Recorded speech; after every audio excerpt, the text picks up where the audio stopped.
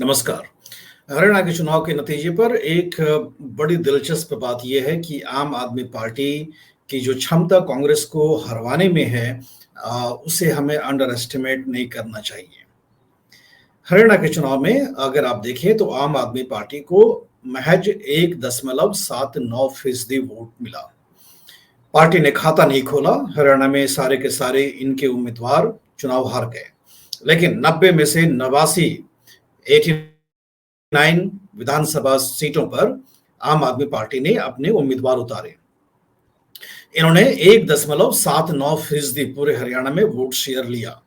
अगर भारतीय जनता पार्टी और कांग्रेस के वोट परसेंटेज का डिफरेंस देखें तो वो महज 0.90% रहा था।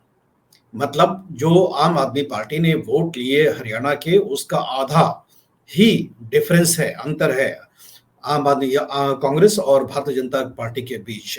ये जो आम आदमी पार्टी से आधे वोट परसेंटेज का डिफरेंस है कांग्रेस और बीजेपी के बीच, उस वजह से भारतीय जनता पार्टी को 11 सीटें विधानसभा में कांग्रेस के मुकाबले ज्यादा मिली।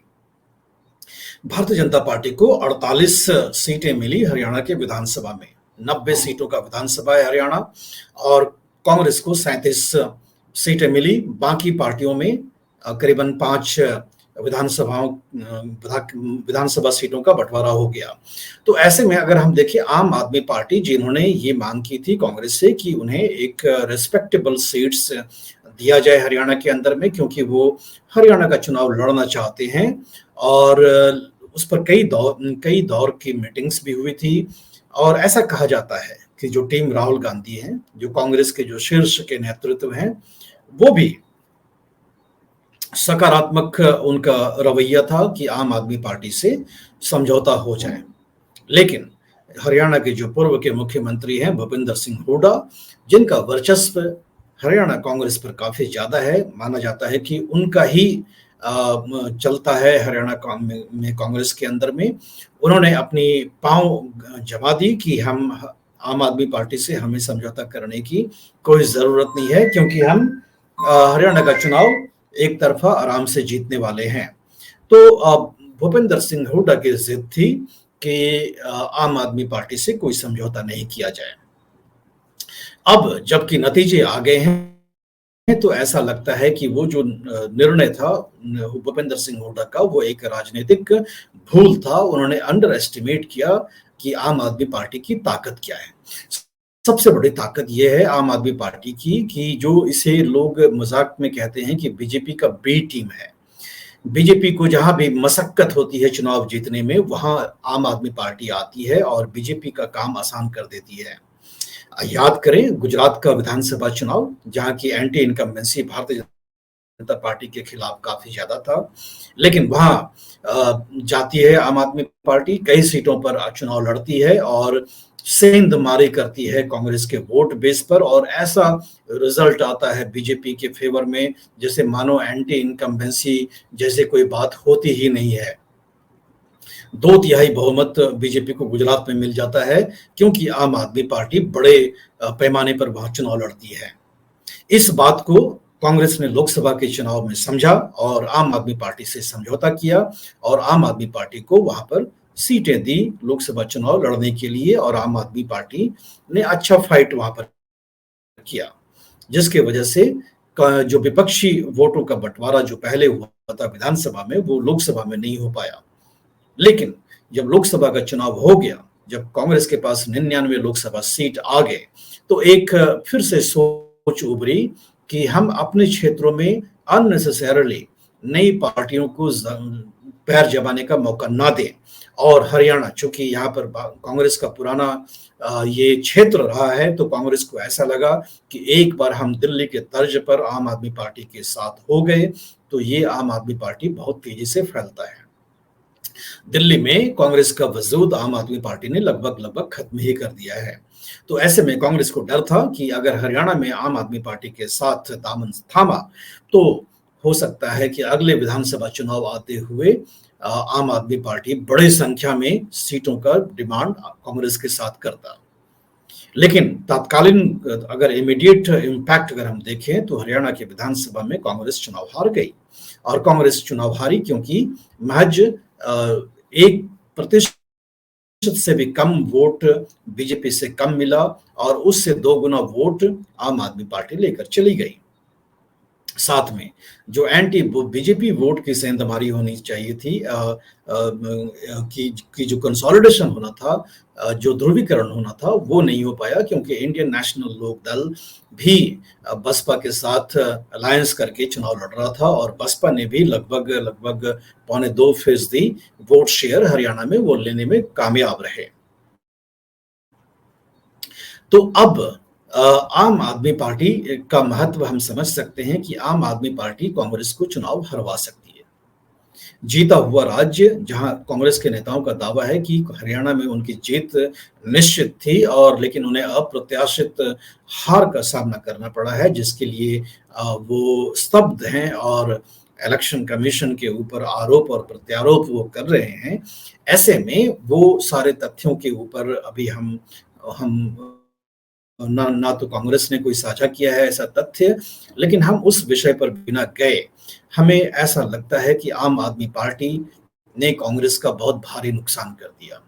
अगर कांग्रेस ने आम आदमी पार्टी को 5 या 6 विधानसभा सीट चुनाव लड़ने के लिए दे दिया होता, जो दिल्ली के बॉर्डर से जो लगा हुआ एरिया है, तो हो सकता है कि आम आदमी पार्टी ने 1 या 2 सीटें चुनाव जीत भी लेता, लेकिन उसका फायदा कांग्रेस को होता क्योंकि जो 89 जो उम्मीदवार खड़े कर दिए, 89 कैंडिडेट्स जो पूरे हरियाणा में खड़े कर दिए आम आदमी पार्टी, उसका नेगेटिव इम्पैक्ट कांग्रेस को नहीं झेलना पड़ता और जो उसका पॉजिटिव इम्पैक्ट बीजेपी के खाते में चला गया वो नहीं होता।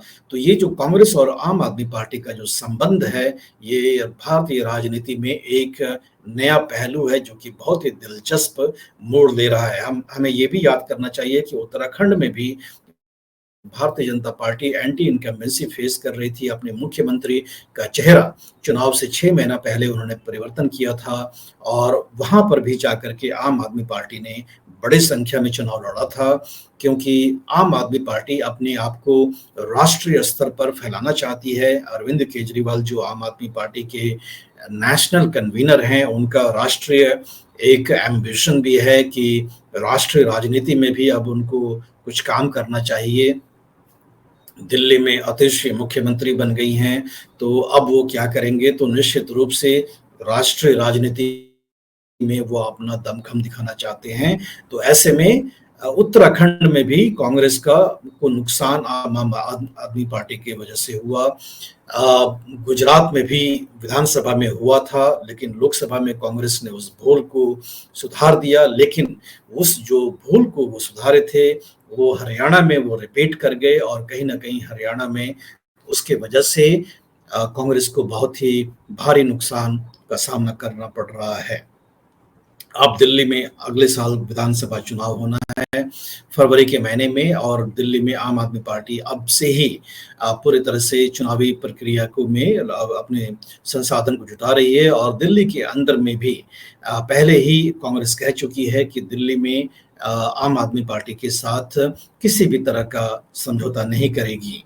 अब बीजेपी को दरकार है दिल्ली में कि जब तक कांग्रेस दिल्ली में मजबूत नहीं होती है तो उन्हें कोई दिल्ली के अंदर में उम्मीद नहीं दिखता है कि दिल्ली की राजनीति में कोई उलटफेर वो कर पाए।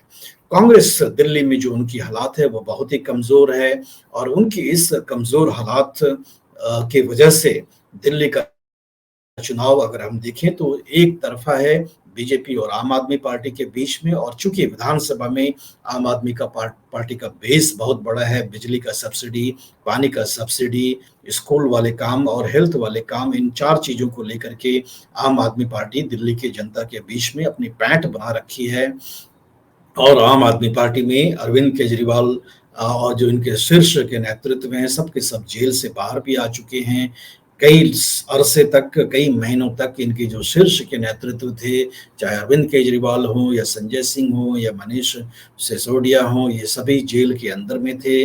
लेकिन अब ये सब बाहर आ गए हैं। पार्टी में अब कोई डर नहीं है कि पार्टी टूट जाएगा। पार्टी अब स्ट्रांग है। अरविंद केजरीवाल का नेतृत्व भी सब लोग मानते हुए आ रहे हैं और ऐसे में ऐसा लगता है कि दिल्ली में कांग्रेस कोई दमखम दिखाने में कामयाब नहीं हो पाएगी और एक तरह से देखें तो आम आदमी पार्टी और कांग्रेस के का जो रिश्ता है वो ऐसे ही शायद आने वाले समय में चलता रहेगा।